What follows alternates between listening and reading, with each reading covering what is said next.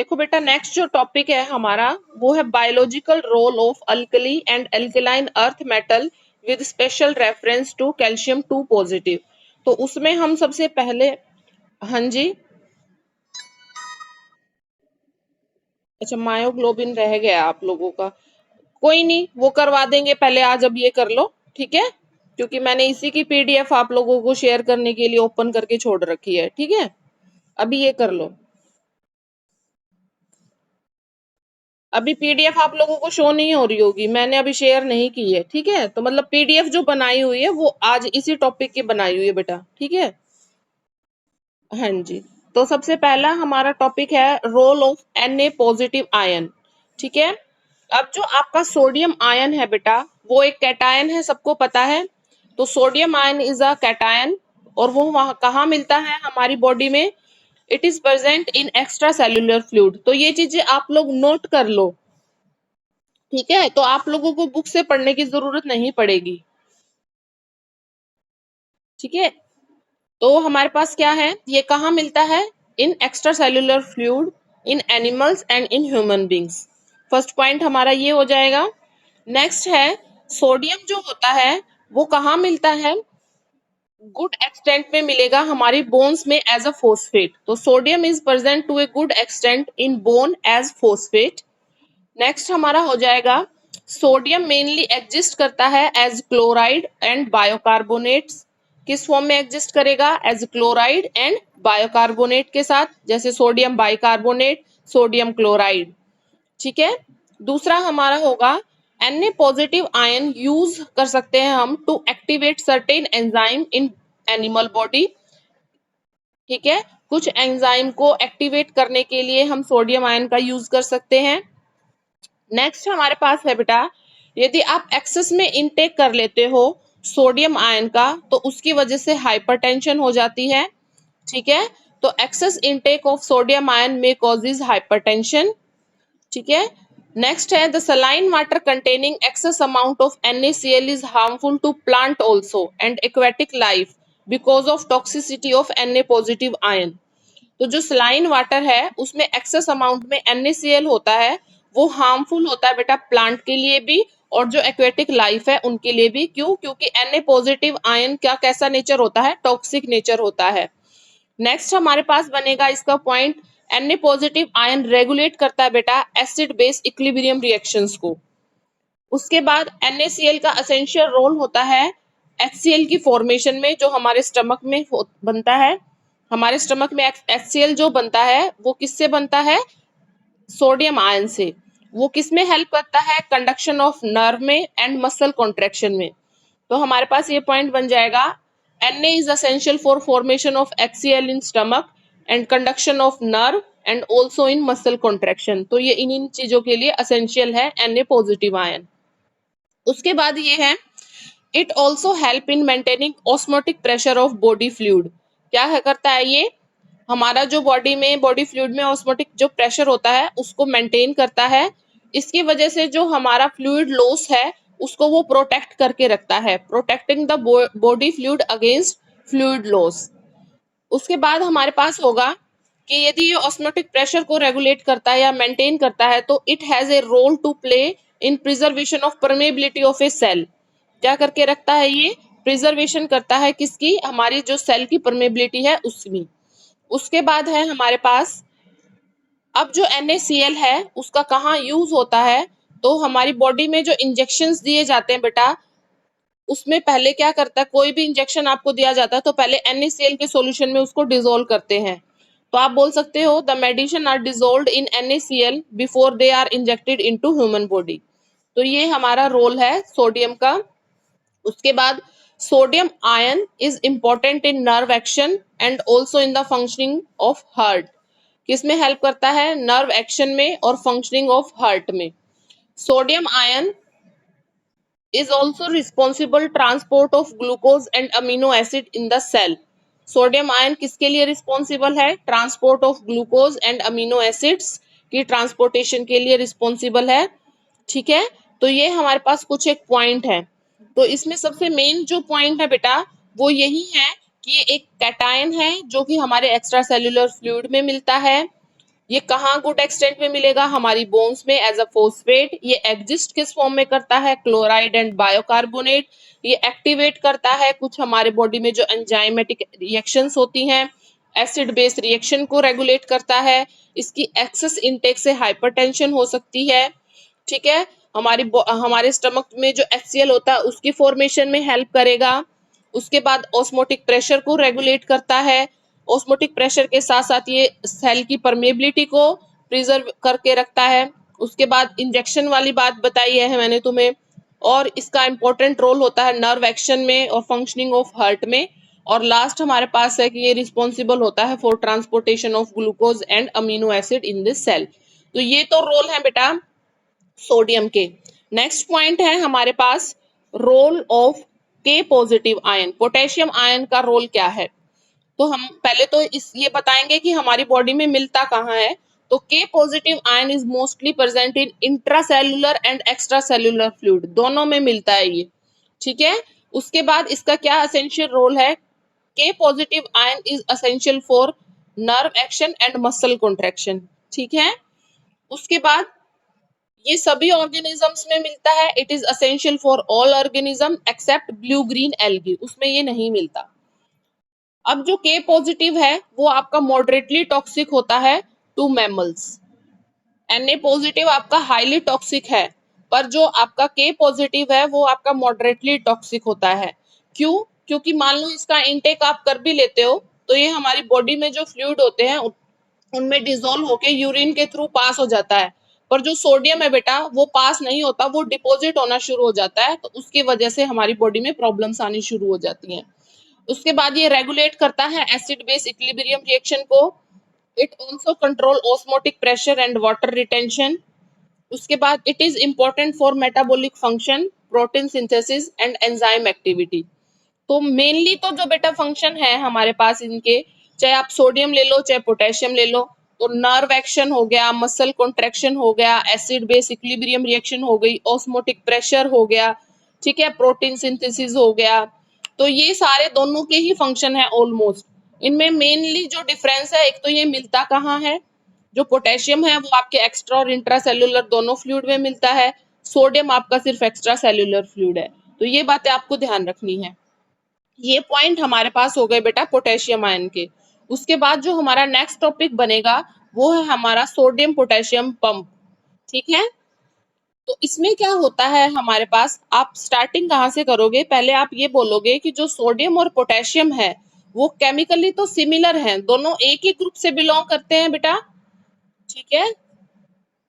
समझ में आ रहा है आप लोगों को? हाँ जी। तो सोडियम पोटेशियम पंप के लिए हम स्टार्टिंग करेंगे कि पहले हम बोलेंगे कि सोडियम और पोटेशियम वैसे तो केमिकली सिमिलर हैं, पर इनका जो बायोलॉजिकल रिस्पॉन्स है इन आयन का वो क्या होता है, डिफरेंट होता है।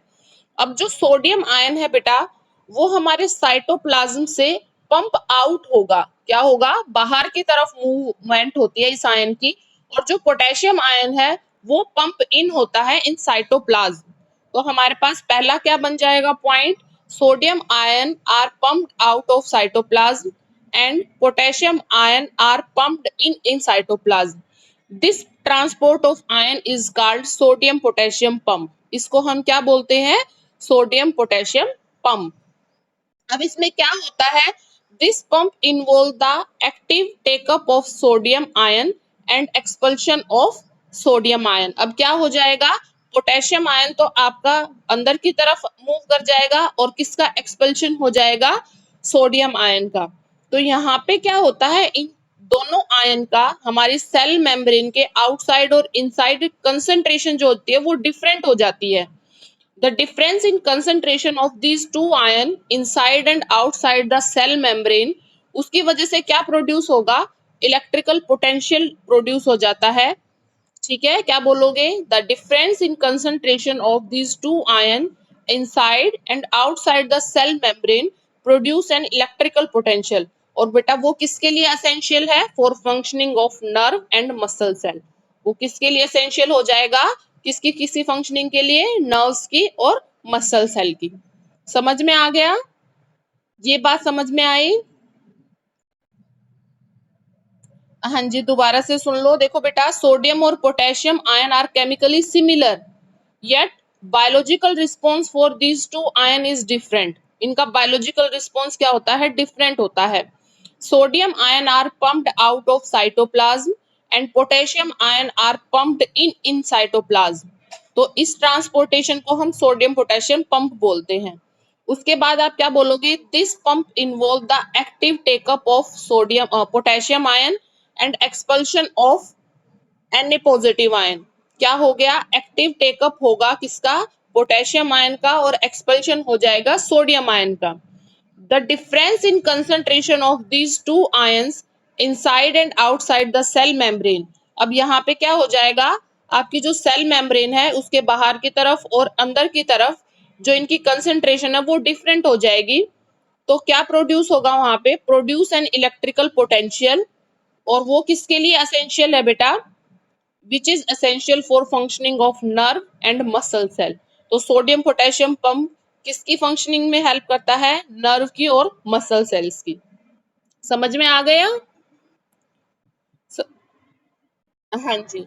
अब आप बोलोगे कि higher intake of sodium ion is risky, but there are no such risk for higher intake of potassium ion. ये बात मैंने तुम्हें पहले भी बता दी कि आपका जो सोडियम है वो आपकी बॉडी में क्या होना शुरू होता है? स्टोर हो जाता है, ठीक है। पर जो पोटेशियम है वो क्या हो जाता है? यूरिन के थ्रू पास हो जाता है, तो उसका हायर इनटेक रिस्की नहीं है।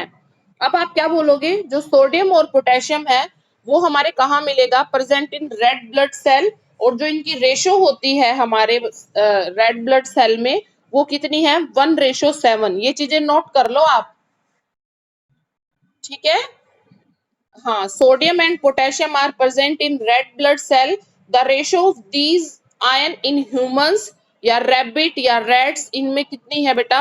1:7। But in cats and dog this ratio is 15:1। कितनी है? कैट और डॉग्स में ये रेशो कितनी है? 15:1।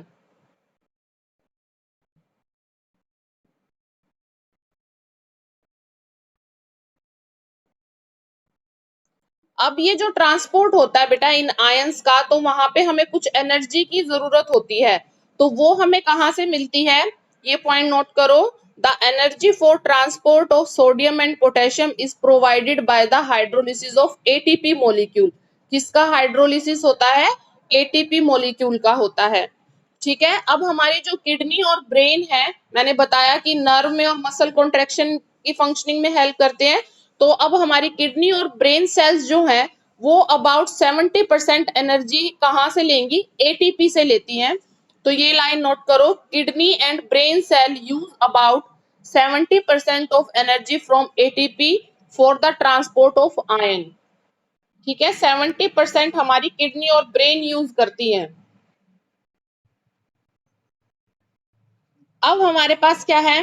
ये जो हाइड्रोलिसिस होती है एटीपी मॉलिक्यूल की, इसमें आपके 3 सोडियम आयन का ट्रांसपोर्ट तो आउटसाइड होता है और 2 पोटेशियम आयन का ट्रांसपोर्ट इनसाइड द सेल होता है। क्या बोलोगे आप? For each hydrolyzed ATP molecule, 3 sodium ion are transported out of the cell and 2 potassium ion are transported inside the cell। यही बोला था हमने। अब यहाँ पे आपका एक एटीपी मॉलिक्यूल के अकॉर्डिंग बताया हुआ है कि कितने नंबर ऑफ सोडियम और कितने नंबर ऑफ पोटेशियम आयन का इनटेक और आउटसाइड ट्रांसफर होता है। तो यहाँ पे 3 सोडियम आयन तो बेटा ट्रांसपोर्ट होंगे आउटसाइड द सेल और 2 पोटेशियम आयन ट्रांसपोर्ट हो गए इनसाइड द सेल। समझ गए? और इसको हम बोलते हैं, इसकी वजह से ये जो सोडियम पंप है ये इलेक्ट्रोजेनिक होता है। Sodium pump is electrogenic in nature, ठीक है।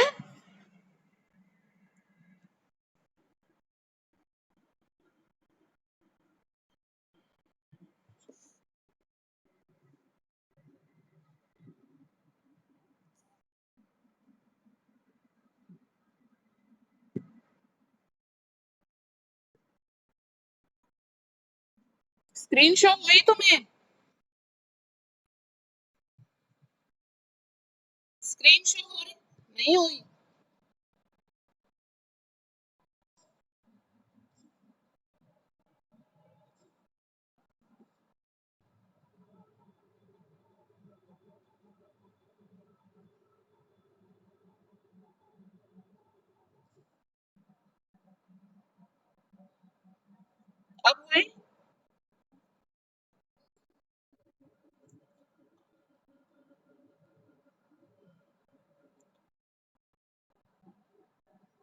देखो बेटा यहाँ पे जो रिएक्शन होगी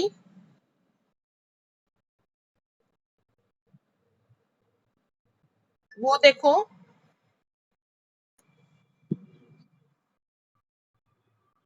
3 सोडियम, इसके साइड में लिखोगे आप इनसाइड, प्लस 2 पोटेशियम, ये आपके हैं outside, plus H2O and ATP। ठीक है, ये आपके होंगे लेफ्ट हैंड साइड में, और ये क्या बना देंगे बेटा, 3 सोडियम आयन कहाँ चले जाएंगे अब, आउटसाइड, आउटसाइड ही जाते हैं हमारी सेल से, और 2 पोटेशियम आयन इनसाइड, और ATP किस में चेंज हो जाएगा, ADP में, और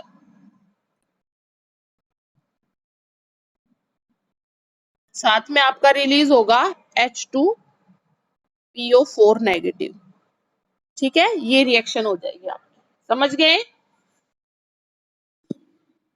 हाँ जी, अब देखो नेक्स्ट है हमारा role of magnesium ion. Magnesium ion का क्या रोल है, तो it is essential to all organism and present in greater concentration in red cell than plasma. ठीक है, कहाँ मिलेगा ये आपको, रेड ब्लड सेल में मिलेगा as compare to plasma. Mg2 positive play important role in many metallo enzymes. हमने जो पीछे मेटालो एंजाइम्स पढ़े हैं उनमें इनका बहुत इंपॉर्टेंट रोल है, और कहाँ पे हमने पढ़ा था इसको, क्लोरोफिल की स्ट्रक्चर में। तो नेक्स्ट पॉइंट यही बन जाएगा, Mg2 positive is present in chlorophyll and chlorophyll play important role in photosynthesis. ठीक है, दोबारा से सुन लो, it is essential to all organism and present in greater concentration in red blood cell than plasma. Mg2 positive play important role in many metalloenzymes. For example, it is present in chlorophyll and chlorophyll play important role in photosynthesis. ठीक है, अब Mg2 positive salt है, उसका हम जो use करते हैं वो कहाँ कहाँ करते हैं बेटा, कॉन्स्टिपेशन की रेमेडी में, ओबेसिटी में, लीवर की या गाल ब्लैडर जो डिसऑर्डर हो जाते हैं उनकी रेमेडीज में हम Mg2 पॉजिटिव सॉल्ट का यूज करते हैं। देखो हमारे बॉडी में एसिडिटी हो जाती है तो एक पीने की दवाई देते हैं, तो उसमें आपका मैग्नीशियम सॉल्ट लिखा होता है ऊपर। ठीक है, नेक्स्ट पॉइंट हमारा बनेगा Mg2 positive is required for many enzyme activity. ठीक है, नेक्स्ट पॉइंट है हमारा Mg2 positive is present in many enzyme. काफी एंजाइम्स में ये देखने को मिलता है, for example फोस्फेटेज and amino peptidase. ठीक है, ये एग्जांपल हो जाएंगे। अब आपका ये मिलता कहाँ कहाँ है, होल ग्रेन्स में, फ्रूट में, और vegetables are rich in magnesium. Magnesium की डेफिशिएंसी से जो प्लांट होते हैं उनकी लीफ का जो ग्रीन कलर है वो डिस्ट्रॉय हो जाता है बेटा।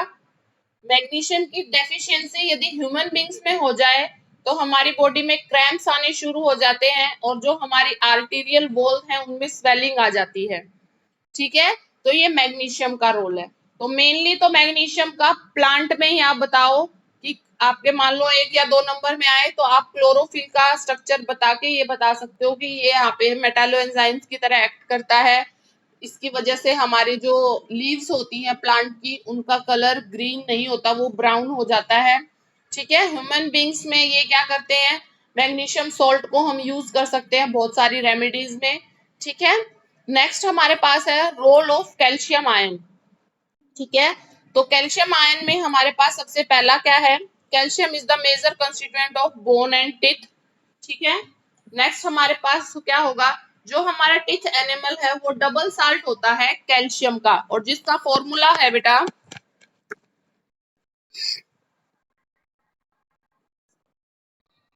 CaCO2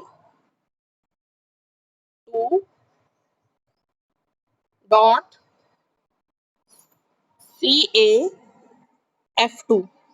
तो डबल सोल्ट है ये किसका? फोस्फेट का और फ्लोराइड का। The teeth animal is the double salt of calcium. तो कैल्शियम का डबल सोल्ट है किसके साथ? फोस्फेट के साथ और फ्लोराइड के साथ। उसके बाद क्या है? Calcium is present in bone of human and animal as calcium phosphate. किस फॉर्म में मिलेगा ये हमें? कैल्शियम फोस्फेट की फॉर्म में मिलेगा। This ion play important role in muscle contraction. किसमें हेल्प करता है ये? क्या इंपॉर्टेंट रोल है इसका? मसल कॉन्ट्रैक्शन में है। यदि माल न्यूट्रिशन हो जाती है चिल्ड्रंस में तो वो भी किस आयन की वजह से होती है? कैल्शियम 2 आयन की वजह से। The malnutrition in children is due to calcium ion. अब हमारी बॉडी में जो बोन्स हैं वो 99% कैल्शियम होता है उनमें। 99% of body calcium is found in bones and 1% आपका कहाँ मिलेगा? आपको बॉडी फ्लूइड्स में मिल सकता है कैल्शियम। ठीक है।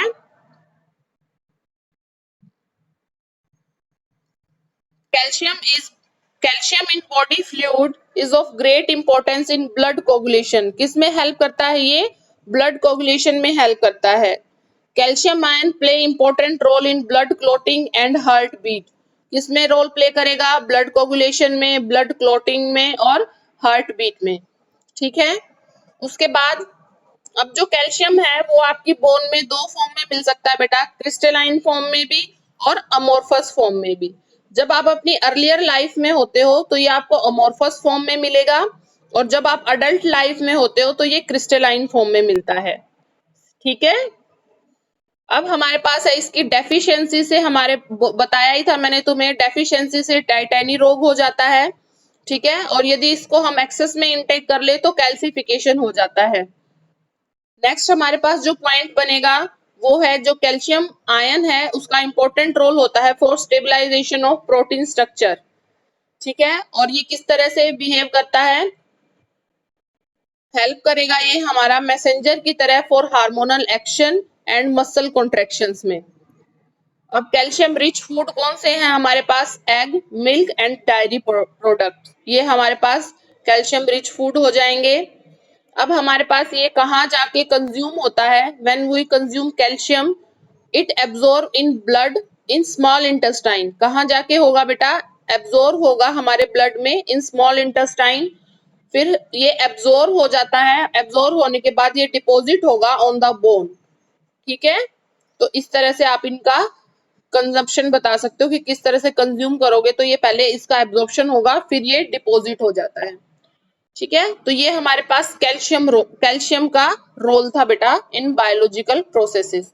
तो सोडियम का बता दिया, पोटेशियम का बता दिया, मैग्नीशियम का बता दिया और कैल्शियम का बता दिया। ठीक है बेटा। नेक्स्ट हमारे पास जो टॉपिक है वो है नाइट्रोजन फिक्सेशन।